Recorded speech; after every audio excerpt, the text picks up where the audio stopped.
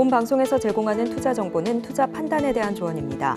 방송에서 제공하는 주식의 가치, 가격 상승 및 하락에 대해서는 방송사에서 보장하지 않습니다. 해외 선물 신세계 리턴즈 시청자 여러분 안녕하십니까? 성견 선생입니다.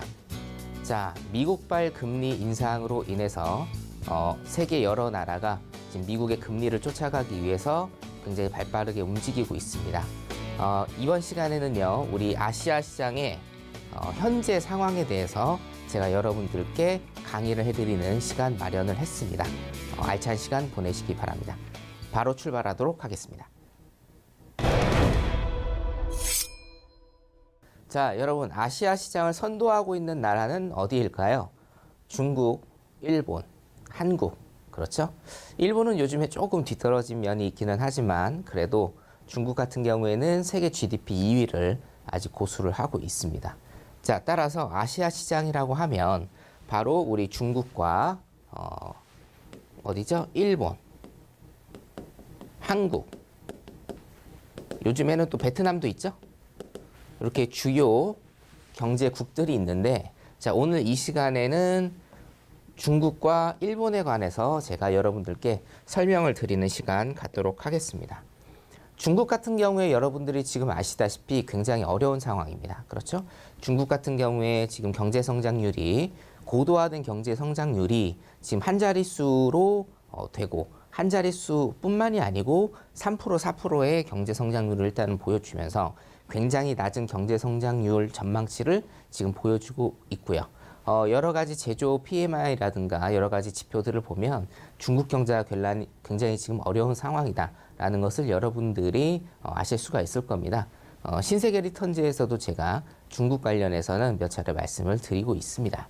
자, 그러면 여러분들 중국이 왜 경제가 지금 굉장히 어려운가, 성장률이 더딘가?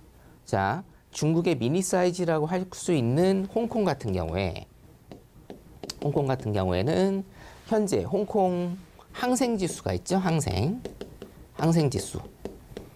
여러분들 해외 선물 하시는 분들은 홍콩 항생지수 하시는 분들도 굉장히 많으실 텐데요. 홍콩 항생지수가 지금 2011년, 2016년 최저점을 전부 다 깨고 우리 2009년 리만 브라더스 사태로 인한 금융위기 수준으로 지금 홍콩 항생지수가 굉장히 많이 빠져 있는 상태입니다. 쉽게 말씀을 드리면 홍콩 시장의 지금 현재 상황은 몇 년입니까? 약 한 13년? 그렇죠? 약 13년 전으로 지금 돌아간 상황입니다. 정상적인 국가에서는 산업이 발전이 되고 인구가 늘어나면서 적정한 인플레이션이 가미가 되면서 경제 발전을 하는 것이 일단은 정상적인 나라의 흐름인데, 홍콩 같은 경우에는 지금 어떻죠? 13년 전의 경제 상황으로 지금 돌아왔다는 겁니다. 자, 홍콩 같은 경우에는 여러분 제가 강조를 드리죠? 중국입니다. 중국의 미니 사이즈라고 일단은 보시면 돼요. 그렇기 때문에 자, 중국 시장을 보시려면 홍콩의 지금 현재 시장을 보셔야 한다라고 제가 굉장히 좀 많이 강조를 드립니다. 근데 여러분 중국 시장을 이해하시는데 굉장히 조금 어려움을 많이 느끼시는 분들도 있습니다. 하지만 제가 근 1년 전부터 중국 같은 경우에는 제가 항생지수를 소개를 시켜드리면서 중국 같은 경우에 굉장히 좀 많이 소개를 시켜드렸습니다. 여러분들에게 굉장히 쉽고 이해되기 어렵지 않게 그렇게 설명을 계속적으로 해드렸는데, 오늘 그것들을 일사불란하게 한 번 더 정리를 해드리는 시간 갖도록 하겠습니다. 자, 일단은 소결론만 제가 하나 말씀을 드릴게요. 우리나라 사실은 최대 교육국이 중국이죠. 자, 중국의 미니 사이즈가 지금 홍콩이라고 제가 말씀을 드렸습니다. 그렇죠? 중국의 미니 사이즈가 홍콩이다. 중국 시장 같은 경우에는요, 중국 본토 기업입니다. 본토. 자, 외국인이 중국 본토에 어떤 자금을 대서 투자를 하기가 굉장히 힘듭니다. 투자를 하기 굉장히 힘든 구조로 되어 있습니다. 중국 본토는요. 그렇기 때문에 외국인들이 중국에 투자를 하고 싶을 때 우회적으로 주식하시는 분들이 이해하시기 위해서는 우리가 우회상장이라는 게 있기도 하잖아요. 우회적으로 투자를 하는 곳이 바로 홍콩 시장입니다, 여러분. 홍콩 시장. 자, 그래서 시진핑이 3기 연임, 시진핑의 3기 연임이 됐을 때 중국과 홍콩 시장이 굉장히 좀 많이 흔들렸다. 자, 그런데 중국이 2.4% 빠지는 동안 그 당일날이요. 홍콩은요, 7%가 빠졌습니다. 7%가. 중국 본토는 2.4%가 빠졌는데 홍콩은 뭐예요? 7%가 빠져버렸습니다. 무슨 얘기입니까? 제가 말씀드렸죠. 홍콩은 뭐다? 외국인이 중국에 투자를 하기 위한 우회 경로다라고 제가 말씀을 드렸습니다. 자, 그럼 결론적으로는 뭔가요, 여러분? 외국인들이 지금 빠져나가고 있는 겁니다. 그렇죠? 이해되시죠? 중국은 2.4% 빠졌는데 홍콩 지수는 지금 7%가 빠졌어요. 시진핑의 3기 연임 때. 그렇기 때문에 지금 굉장히 많은 우리에게 굉장히 많은 공부거리와 시사거리를 주고 있다라고 해서 제가 오늘 중국 얘기 그리고 여러분들 굉장히 좀 흥미롭게 느끼실 일본 얘기 오늘 가지고 왔습니다. 자, 그러면 자, 중국의 현재 경제 굉장히 안 좋습니다. 안 좋은데 중국의 현재 경제를 이해하는 것은요, 여러분 굉장히 쉽습니다. 한마디로 제가 정의를 해드릴게요. 한마디로 중국 경제가 왜 지금 이런 사단이 났느냐? 규제 때문에 그런다. 규제. 한마디로 규제 때문입니다. 정치적인 어떤 문제와 결탁한 규제 때문에. 누구의 규제예요? 자, 중국 공산당의. 자, 중국의 당 이름이 공산당입니다, 여러분. 예, 정치적인 거 아닙니다. 당 이름이 그냥 공산당이에요. 중국 공산당의 기업 규제. 규제로 인해서 당연히 정부에서 기업을 규제하면 기업이 어렵죠. 뻗어나갈 수가 없고 성장이 더딥니다. 가장 대표적인 기업이 어디입니까? 알리바바. 알리바바. 마윈 회장. 마윈 회장 지금 어디에서 뭐 하는지 아시는 시청자 여러분들 계신가요? 뭐 간간히 정말 가뭄에 콩나듯이 신문에 한 번씩 나옵니다. 농사 짓고 있다고. 자, 중국 경제를 이해하시려면 중국 정부의 산업 규제를 일단 이해를 하셔야 됩니다. 이것만 여러분 제가 오늘 강의하는데 이해하시면 중국이 왜 이런 사단이 나고 있는지 이해하실 겁니다. 시작하겠습니다. 자, 중국은요, 플랫폼 기업이라고 하죠. 플랫폼 기업의 확장이 있었는데 어떤 확장이 있었나요? 무질서한 확장이 있었습니다. 무질서한 확장. 자, 이게 무슨 얘기냐? 우리가 어떤 이제 플랫폼 기업이라는 게 우리도 많이 생겼잖아요. 플랫폼 기업. 그렇죠? 예를 들면 데이터를 기반으로 한 뭐 예를 들면 뭐 야놀땡이나 그 배달의 민땡 뭐 이런 것들 있잖아요. 이 플랫폼 기업들이 요즘에 굉장히 대세지 않습니까? 자, 그런데 이게 뭐예요? 질서 있게 확장을 안 하고 무질서하게 확장을 했다라는 겁니다. 자, 물론 여기에 대해서는 서로 다른 이견이 있을 수도 있습니다. 이견이 있을 수도 있으나 최대한 객관적으로 오늘 제가 설명을 드리자라고 하면, 자, 중국에서도 플랫폼 기업이 지금 부상을 했습니다. 그렇죠? 거기에 플러스 뭡니까? 우리 코로나 때문에 우리나라도 어떤 산업이 굉장히 많이 어떤 비즈니스가 굉장히 많이 확장이 됐죠? 배달 서비스. 특히나 음식 배달 서비스가 굉장히 플랫폼 기업으로 확장이 엄청나게 많이 됐습니다. 이 중국의 배달 사업 같은 경우에도 제가 조금 이따가 말씀을 좀 드릴 텐데요. 자, 그래서 이 플랫폼 기업들의 재산이 뭡니까, 여러분? 사실은 재산. 데이터죠. 데이터.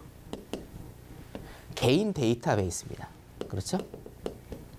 여러분들과 저 같은 개인들의 데이터를 수집을 해서 이 사람이 뭐를 좋아하는지, 어떤 음식을 좋아하는지, 이 사람이 음식을 시킬 때 어떤 양념을 빼는지, 매운 것을 좋아하는지 안 매운 것을 좋아하는지, 그렇죠? 예를 들어서 탕수육은 부먹인지 찍먹인지 등등등 여러 가지 데이터를 수집을 해서 그 사람에 맞는 광고를 노출시키죠. 그렇죠? 예. 그래서 상품을 더 사게 합니다. 이게 뭡니까? 플랫폼 기업의 특징이고, 플랫폼 기업은 데이터 자원을 어떻게 해요? 기반으로 사업을 확장해 나가는 이런 기업들입니다. 자, 그런데 무질서한 확장이란 얘기예요. 무질서한. 자, 실제로 플랫폼 기업, 중국의 플랫폼 기업은 뭐 조금 조심스러운 얘기입니다만 아직은 사회적으로 대한민국이라는 나라보다는 조금 덜 발전을 해 왔기 때문에 이 모럴 해저드에 있어서 우리나라보다 조금 약한 게 사실입니다. 자, 그래서 어떤 개인의 데이터베이스를 수집을 할 때 그것을 어떻게 돼요? 불법적으로 모집을 하는 경우도 있고 그것을 쓸 때 차별적으로 쓰는 경우도 굉장히 많았습니다. 예를 들면 자, 어떤 A라는 기업이 플랫폼 기업이고 B, C, D, E라는 사람의 데이터를 수집하는데 우리나라 같은 경우에는 요즘은 어때요? 데이터 수집하는 것도 굉장히 법적으로 깐깐하죠. 그렇죠? 자, 근데 이 중국의 플랫폼 기업들은 이런 데이터를 수집을 할 때 무분별하게 일단 수집을 했다. 첫 번째. 자, 두 번째는 뭐냐면 A라는 사람과 B라는 사람이 일단 있습니다. 자, 근데 이 A라는 사람의 데이터를 플랫폼 기업에서, 중국 플랫폼 기업에서 수집을 했는데 이 사람 부자예요. 그리고 B라는 사람은 어떻습니까? 좀 가난한 사람이에요. 자, C라는 보험회사에서 D라는 보험에 대해서 가입을 하라고 가입 전화를 합니다. 예를 들면요. 자, 그러면 C 회사에서는 A한테 똑같은 D 보험을 월 100만 원에 팔고요. B라는 가난한 사람한테는 이것을 월 1만 원에 팝니다. 우리나라에서는 상상도 할 수 없는 일이죠. 하지만 실제로 중국 플랫폼 기업은 이렇게 장사를 했어요. 자, 무분별하게 개인 데이터베이스를 수집을 하고 그리고 차별적으로 이런 상품을 파는 이런 행동들에 대해서 일단은 중국 정부에서는 어떻게 됐느냐, 이 데이터에 대한 관리 감독의 필요성을 절실히 느끼게 됩니다. 언제부터요? 2020년 이전부터 이런 데이터 자원에 대한 관리 감독의 필요성을 굉장히 많이 느끼게 돼요. 여기까지는 뭐 큰 문제 없죠. 그렇죠? 왜냐하면 사기업들이 이런 데이터를 무분별하게 일단은 사용을 하기 때문에 굉장히 많은 사회적인 문제가 되고, 자, 그것을 정부에서 어느 정도 브레이크 건다라는 건 어떻게 보면 당연한 일입니다. 자, 근데 문제는 여기에서 일단 발생을 합니다. 여러분. 자, 중국은요. 중국은 사회주의 국가입니다. 그렇죠? 저는 팩트만 말씀드립니다. 중국은 사회주의 국가입니다. 공산당 1인 1당 독재 체제의 사회주의 국가이기 때문에 여기에서 사기업과 정부에서 어떤 괴리 현상이 발생을 하냐면, 자, 이거 중요하죠? 이런 빅데이터, 이런 데이터를 개별 기업의 재산이 아닌 공공재로 인식을 해요. 공공재로. 이해되시죠? 공공재입니다. 네 것도 네 것만이 아닌 네 거는 내 거다. 정부 거다라는 공공재로 일단은 인식을 하게 되는 겁니다. 여기에서부터 사실은 어떤 불화의 씨앗이 태어났다라고 저는 일단은 보고 있어요. 자, 그래서 우리가 대표적인 생산 요소, 경제학에서의 대표적인 생산 요소 전공하신 분들은 아실 겁니다. 첫째 뭐죠? 토지, 자본, 노동, 생산의 3요소. 3요소. 이게 이제 현대 사회에 들어오면서 기술이 플러스돼서 4요소로 바뀌었거든요. 기술까지 플러스가 돼서 4요소로 바뀌었는데, 자, 중국 같은 경우는 이 기술을요 데이터로 보는 겁니다. 데이터로. 그래서 뭡니까? 대표적인 생산 요소가 토지, 자본, 노동, 기술. 기술은 뭐예요? 데이터다 이거예요. 그래서 하나로 새롭게 규정을 중국 정부에서 하는 겁니다. 중요한 건 뭡니까? 중요한 건 공공재로 인식을 했다라는 거예요. 자, 중국 정부의 입장. 중국 정부의 입장도 일단은 어디입니까? 여기까지는 여러분들이 이해하실 만하죠. 중국 기업들, 중국 플랫폼 기업들의 무질서한 확장으로 인해서 어느 정도 관리 감독을 해야겠다라는 필요성이 대두가 됐고, 그렇기 때문에 중국 정부에서 개입을 했다란 말이에요. 자, 그런데 우리가 적정한 선이라는 게 있죠. 이 선을 넘어버렸어요. 뭡니까? 니네 개별 기업 재산이 아니다. 이게 왜 개별 기업 재산이 아닙니까? 개별 기업 재산이지. 이걸 뭐예요? 공공재로 인식을 한 겁니다. 그냥. 너희들 데이터 다 우리 정부 거야. 그러니까 갖고 와. 이렇게 되는 거죠. 여기에서부터 뭡니까? 기업 규제가 시작이 됐다. 이렇게 여러분들이 보시면 될 것 같습니다. 자, 그 다음에 자, 이거 같은 경우에는요, 여러분. 사회적 약자에 대한 보호, 공동 부유의 실현. 자, 여기에 플러스해서 공공재를 인식을 하고 이런 데이터 자원을 국가에서 관리한다라고 했을 때 여기에서 플러스 더 좋은 것들이 많아요. 사실은. 사회적 약자에 대한 보호도 하고요. 공동 부유. 자, 공동으로 부유해지자라는 겁니다. 이거를 실현시키기 위한 법도 제정을 합니다. 굉장히 좋은 법일 것 같죠. 근데 여러분, 요거는 제가 번외로 말씀을 드리는 건데 우리나라 현재 헌법이요. 현재 헌법 플러스 지금까지 우리 헌법이 개정이 아마 9차례가 됐을 겁니다. 9차 개정이 됐을 건데요. 저도 헌법 공부한 지 오래돼가지고 아마 9차 개정이 됐을 건데 제일 좋았던 시대의 법이 어느 법인지 아십니까? 정말 좋은 거 많이 넣었던 게요. 이게 전두환대입니다. 전두환. 플러스 노태우. 여러분 아이러니하죠. 그리고 조선시대 같은 경우에도 우리가 경국대전이나 이런 거 있죠? 법체계를 정립해 놓은 제일 좋은 법체계가 언제인지 아십니까 혹시? 세조 때입니다. 세조. 예, 아이러니합니다. 왜냐? 사회의 정당성과 사회의 혼란 시기에는 많은 좋은 것들을 거기 안에다 집어넣는 겁니다.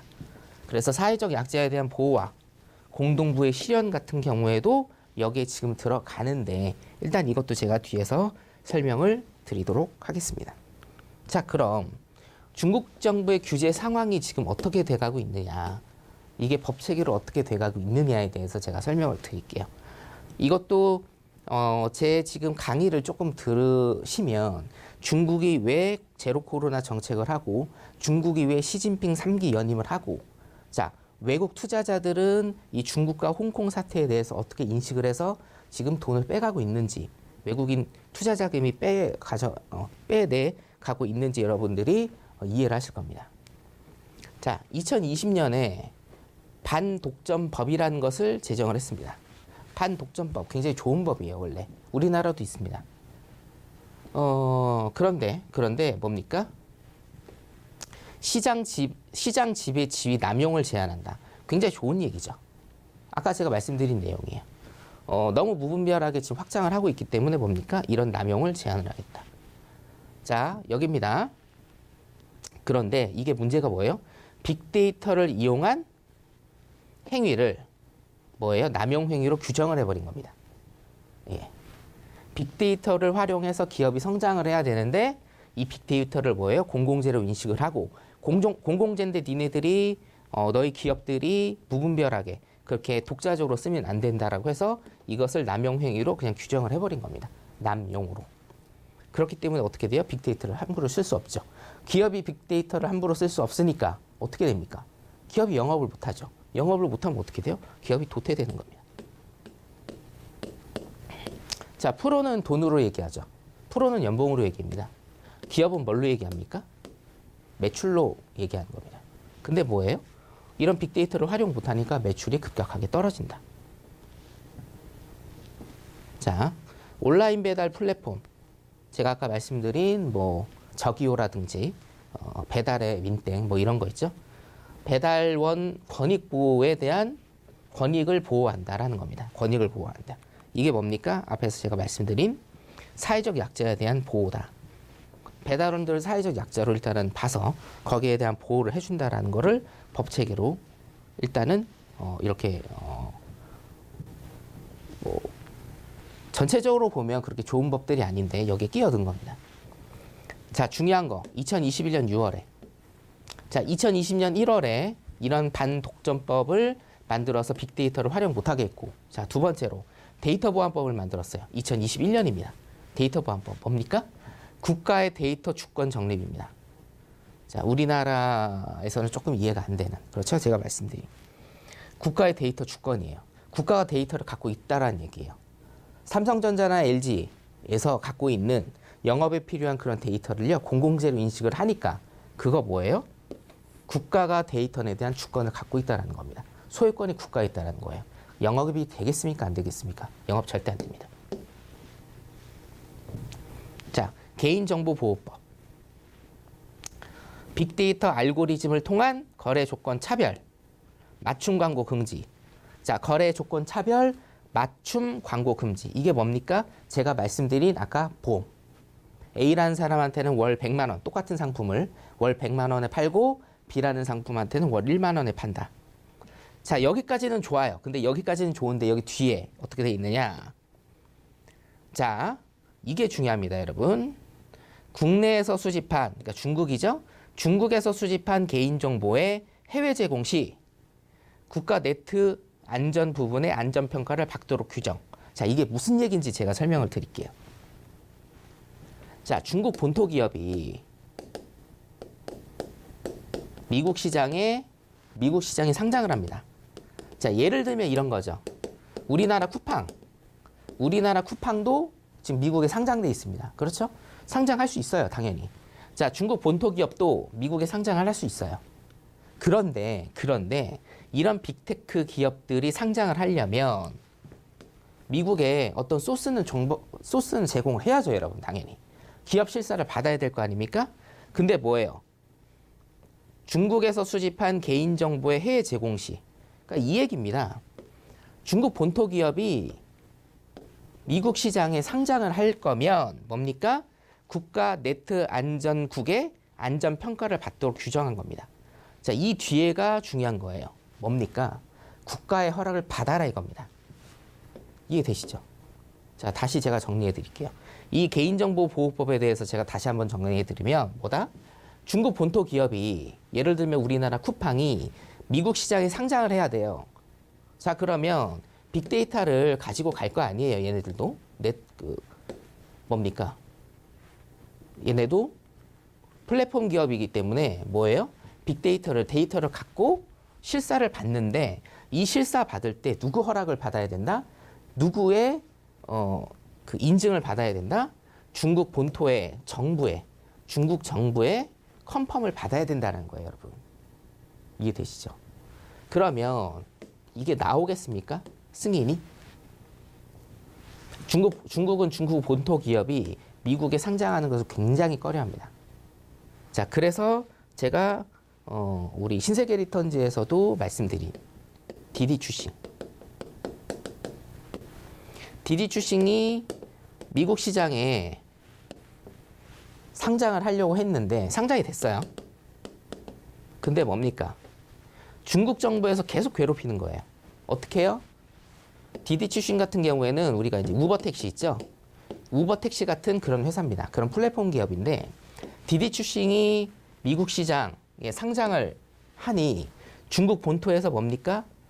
굉장히 많이 괴롭혔습니다. 어떻게 괴롭혔느냐? 자, 플랫폼 기업은 어떻게 돼요? 영업을 하려면 신규 회원 모집이 계속적으로 일어나야 되죠. 신규 회원 가입을 못하게 해버렸어요. 그래서 뭡니까? 디디 추싱이 미국 시장에서 자기네들이 자진상패를 했습니다. 자진상패. 그럼 디디 추싱은 이런 것들을 알면서도 왜 미국 시장에 상장을 했느냐? 이때 상장을 하지 않았으면 부도 맞았습니다. 투자자들한테 돈을 다 돌려줘야 되는 상황이었어요. 그래서 기업은 어쩔 수 없이 미국 시장에 상장을 했는데 그때부터 뭐예요? 회원 못 받겠습니다. 어디에서요? 중국 기업에서. 어떤 근거로? 개인정보보호법이라는 이 근거로. 이 사실은 오늘 내용은 법률과 경제가 조금 섞여져 있습니다. 제가 굉장히 알기 쉽게 여러분들한테 설명을 지금 드리고 있어요. 이해되시죠? 자, 그리고 이겁니다. 인터넷 데이터 안전 관리 조례라는 게 있는데 이거 설명드릴게요. 뭐냐? 중요 플랫폼 기업의 인수합병, 해외 증시 및 홍콩 증시 상장 시에 디디 추싱 같은 회사죠. 상장 시에 자발적으로 보안 심사를 받도록 요구한다. 자, 이게 뭐예요, 여러분? 중국의 기업 규제, 산업 규제입니다. 규제가 너무 심하죠. 그렇죠. 그렇기 때문에 지금 미국에 상장되어 있는 중국 본토 기업들이 굉장히 많이 어려움을 겪고 있는 이유다.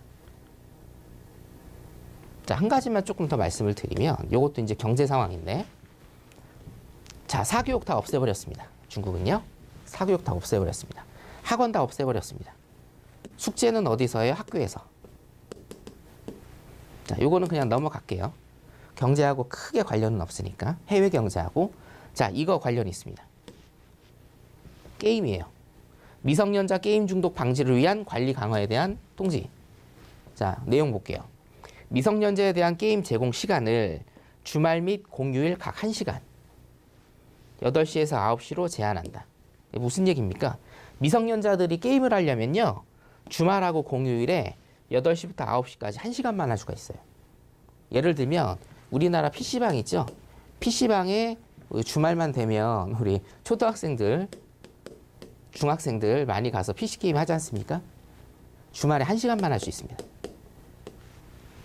주말에 1시간만 할 수 있습니다. 자, 이게 해외 경제시장, 해외 금융시장과 무슨 상관이 있느냐?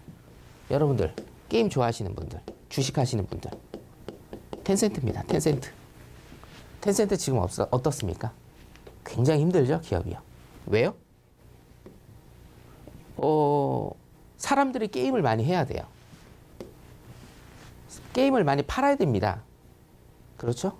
근데 게임을 못하게 합니다.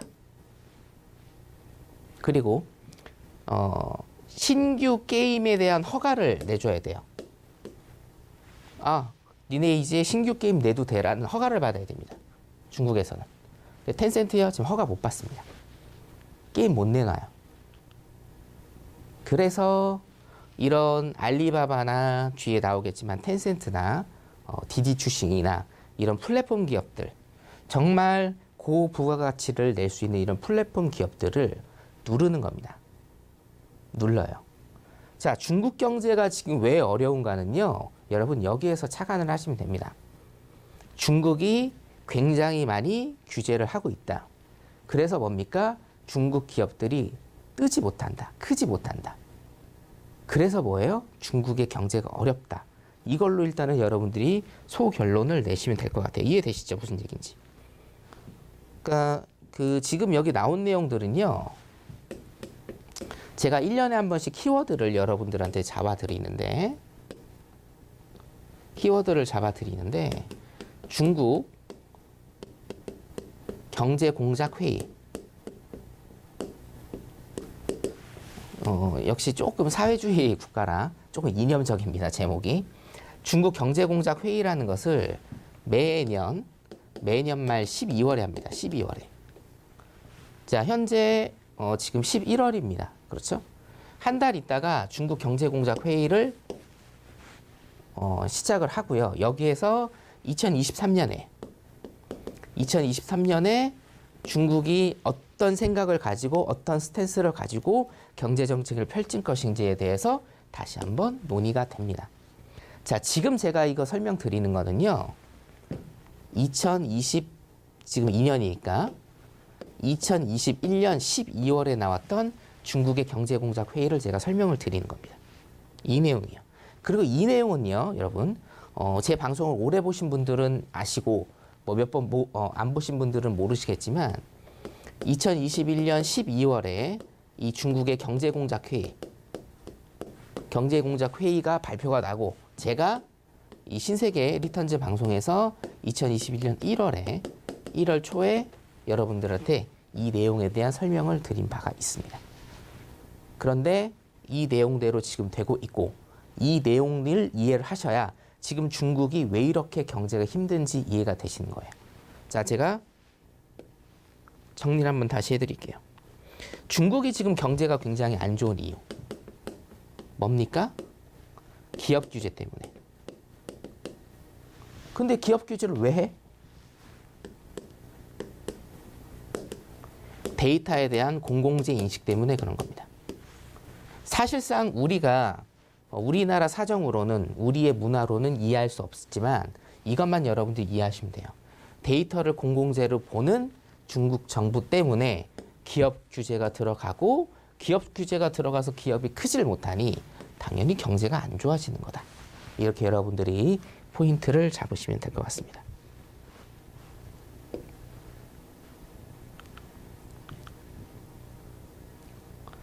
자, 그래서 데이터 보안법 제가 말씀드린 겁니다. 데이터 보안법 같은 경우에는 뭡니까? 국내뿐이 아니라 국외까지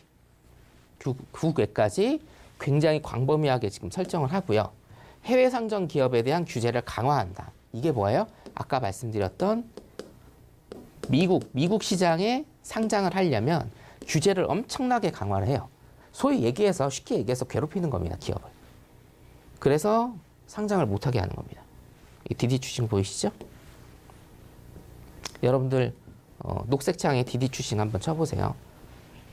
관련 스토리가 쭉 나옵니다. 자, 그리고 뭐예요? 보안심사 필수적으로 고치게 함. 무슨 보안심사예요? 100만 명 이상의 개인정보를 보유한 기업들. 이게 뭡니까? 플랫폼 기업들이죠. 플랫폼 기업들의 해외 상장 시 똑같아요. 미국 시장 상장할 때. 자, 미국하고 중국이랑 굉장히 지금 사이가 안 좋지 않습니까? 그래서 뭡니까? 서로 이 데이터를 뺏기지 않으려고 하는 거예요. 보안심사를 필수적으로 거치도록 함. 필수적으로. 자, 강행 규정이죠? 강행 규정입니다. 그러면 우리 A라는 기업이 해외에 상장하겠습니다. 보안심사 해주세요라고 하면 퍽이나 승인 나오겠네요. 안 나옵니다. 그러니까 기업이 뜨지를 못합니다. 중국 내 모든 기업이 이에 해당한다.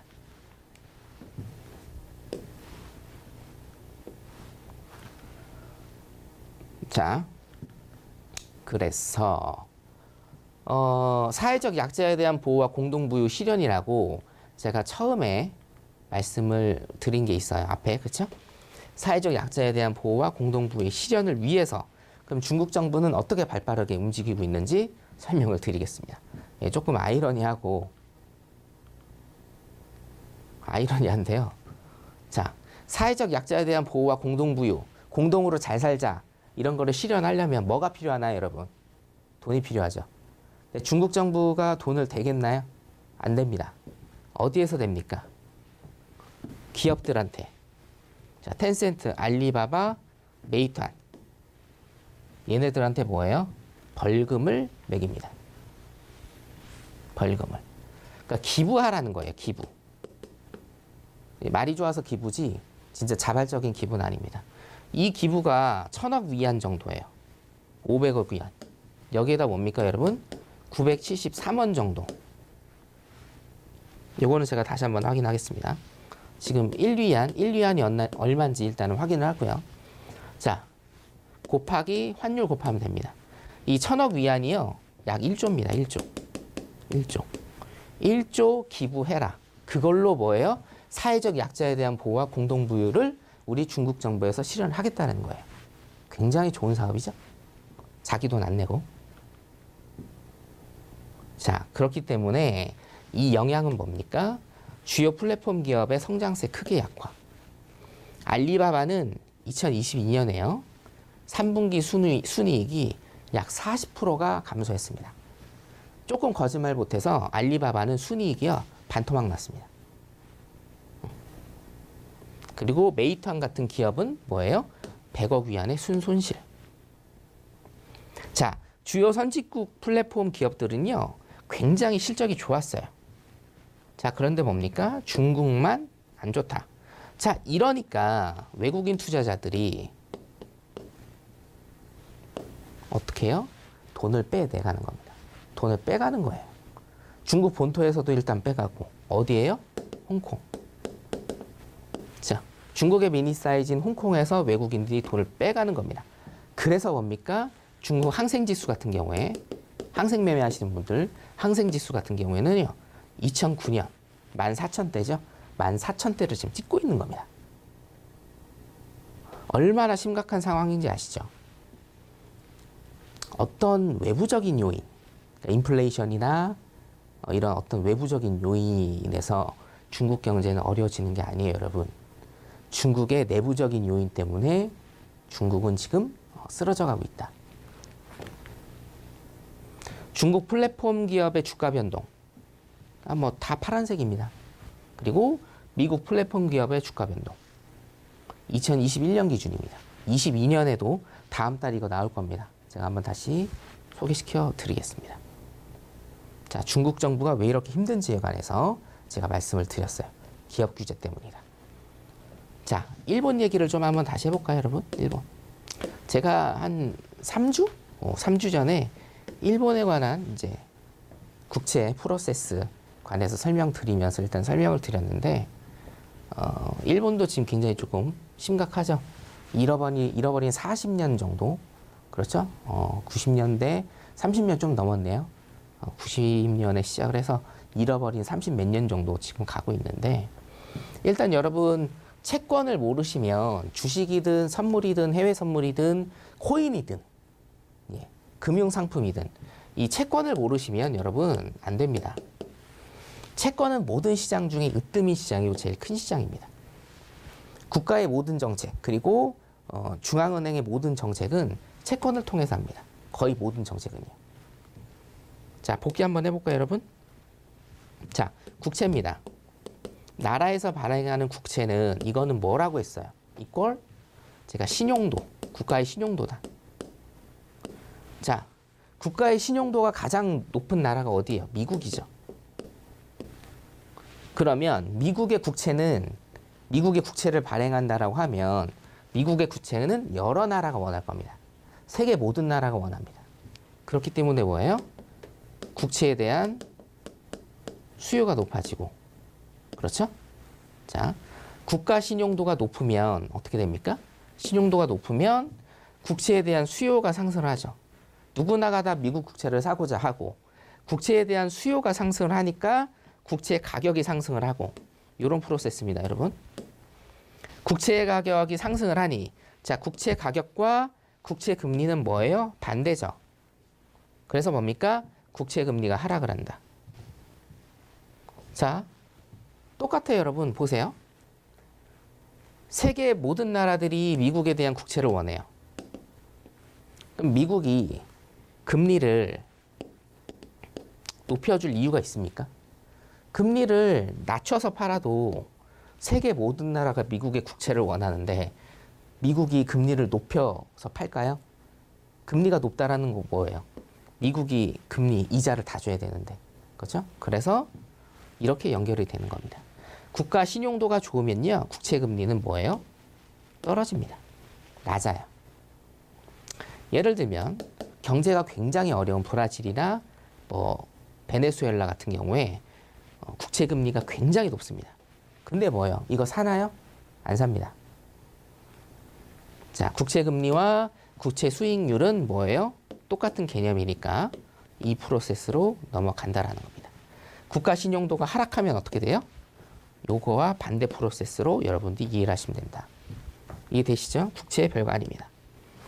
국채 이꼬르 뭐다? 여러분? 그 국가의 신용도다. 요것만 여러분들이 아시면 돼요. 자, 그러면 일본 같은 경우에 지금 엔저죠? 엔저가 지금 나타나고 있는데 일본이 환율을 어떻게 방어해야 되는지 일단은 기사 한번 보죠. 일본의 환율 방어를 통해서 환율이 어느 나라의 어느 국가 정부의 환율이 어떻게 방어가 되는지에 대해서 제가 설명을 좀 드리겠습니다.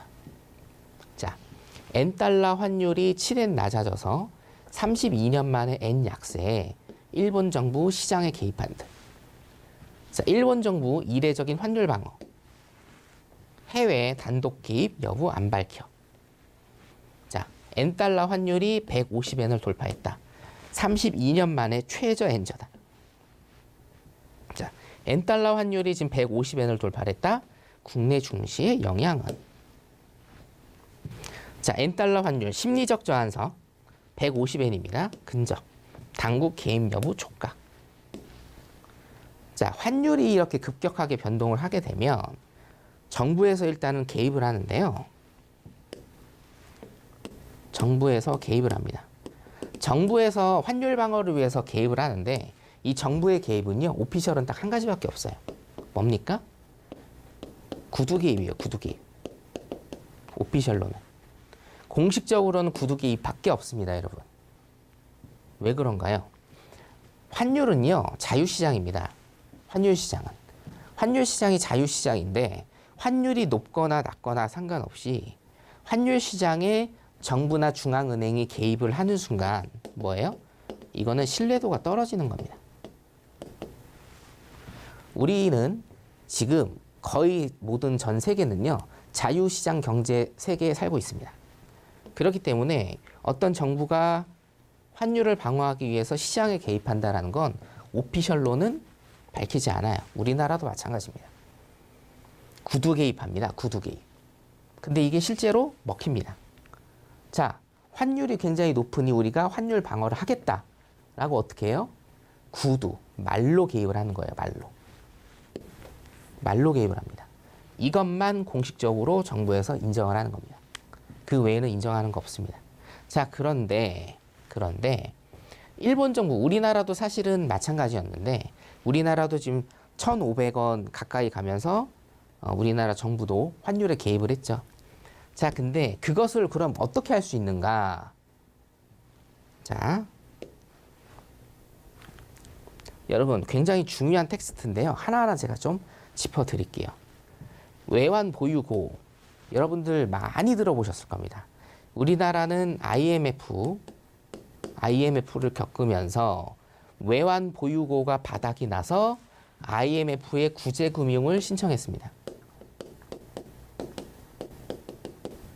외환 보유고 바닥에 대해서는 일단 이번 시간은 그냥 넘어가겠습니다. 이론이 많기 때문에. 이론입니다. 이론. 다른 시각.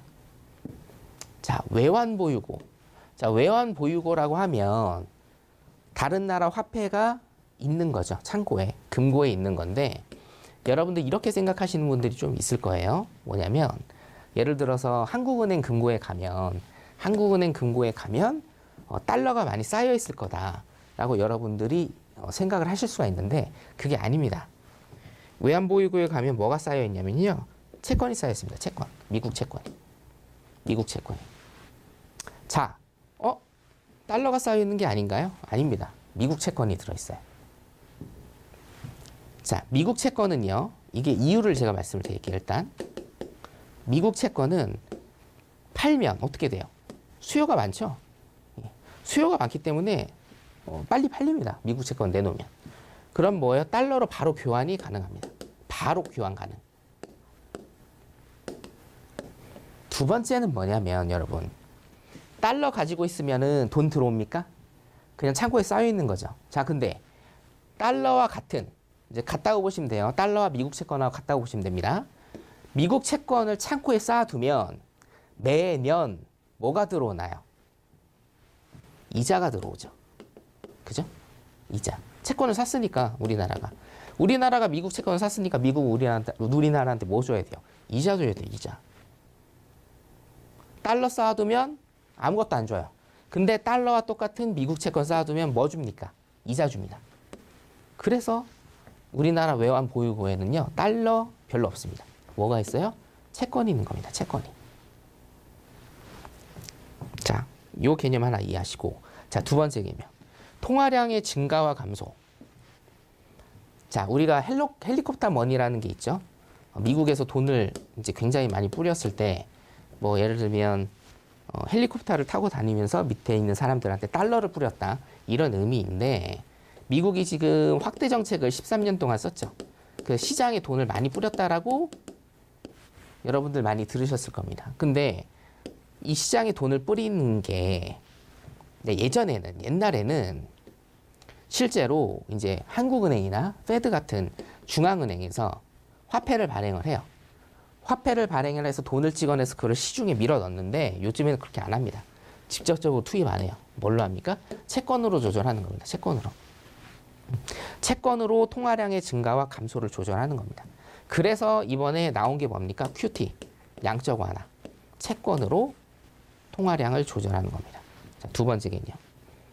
자, 그러면 이 개념들을 모아서 제가 우리나라와 일본의 환율 방어를 어떻게 하는 프로세스, 이거를 제가 말씀을 드리겠습니다. 어떻게 우리나라와 일본이 환율을 방어하는지. 자, 여기에서 필요한 개념은 한 가지예요. 자, 미국 채권과 달러는 뭐예요? 이퀄이다라는 개념. 일단 여기에서는. 자, 환율이 높아진다라는 건 뭡니까? 환율이 높아진다라는 거는 일단 뭐예요? 미국 US 달러에 대한 수요가 높아지는 거죠. 그렇죠? 상대적인 가치가 뛰는 거 아닙니까? 자, 그러면 우리 외환보유고, 일본의 외환보유고에서 뭡니까? 미국채를 시장에 내놓습니다. 팔아요. 그럼 뭡니까? 미국채에 대한 공급이 증가하죠. 창고에 있는 걸 풉니다. 그럼 뭐예요? 공급 증가. 공급이 증가하면 국채 가격이 어떻게 됩니까? 하락하죠. 국채 가격이 가치가 하락하는 겁니다. 그렇죠? 그러면 자, 미국채는 뭐하고 같다고 했어요? 달러랑 같다. 달러에 대한 가치가 하락하니 뭡니까? 달러에 대한 가치가 하락하니까 우리나라 혹은 일본에 대한 엔이 가치가 올라가는 거예요. 그래서 환율이 방어되는 겁니다. 자, 환율이 올라간다는 건 뭐예요? 자, 자국 통화와 타국 통화 중에 타국 통화에 대한 가치가 올라가는 거잖아요. 그러면 환율을 진정시키려면 어떻게 해야 됩니까? 타국 통화에 대한 가치를 떨어뜨려야 돼요. 타국 통화에 대한 가치를 떨어뜨리려면 어떻게 해야 돼요? 가격을 떨어뜨려야 되고, 가격을 떨어뜨리려면 공급을 늘리면 되고, 공급을 어떻게 늘려요? 우리가 갖고 있는 미 국채를 시장에 뿌리면 된다. 이해되시죠? 오케이? 자, 그리고 자국 통화에 대한 타국 통화의 가치가 올라가는 것, 혹은 자국 통화에 대한 가치가 내려가서 환율이 오르게 되죠. 그렇죠? 타국 통화는 가만히 있는데 자국 통화가 가치가 내려가기 때문에 환율이 오릅니다. 자, 그럼 뭡니까? 자국의 국채를 매입해 주는 겁니다. 매입해 주면 자국 국채의 수요가 증가하고 가격이 상승하고, 가격 상승은 가치의 상승이니까 자국 통화의 가치가 상승한다. 따라서 환율이 조절이 된다. 어떻게? 채권으로. 채권은 뭐랑 같다? 달러랑 같다. 외환보유고에는 뭐가 있다? 채권이 있다. 이게 다 연결이 되는 환율 방어 프로세스입니다. 여기 타이틀은 일본의 환율 방어 프로세스라고 되어 있는데 한국도 동일하다. 이렇게 여러분들이 보시면 되겠습니다. 자, 아시아 시장의 현재 제가 오늘 강의해드렸는데요. 혹시 더 궁금한 사항 있으시면 아래에 걸려있는 노란 톡방 들어오시면 제가 전부 일일이 다 설명드리겠습니다. 노란 톡방 들어오셔서 같이 공부하시면 되겠습니다. 자, 오늘 금요일 밤 순서는 여기까지 하고요. 저는 다음 주 월요일 날 스튜디오에서 다시 뵙는 걸로 하겠습니다. 감사합니다.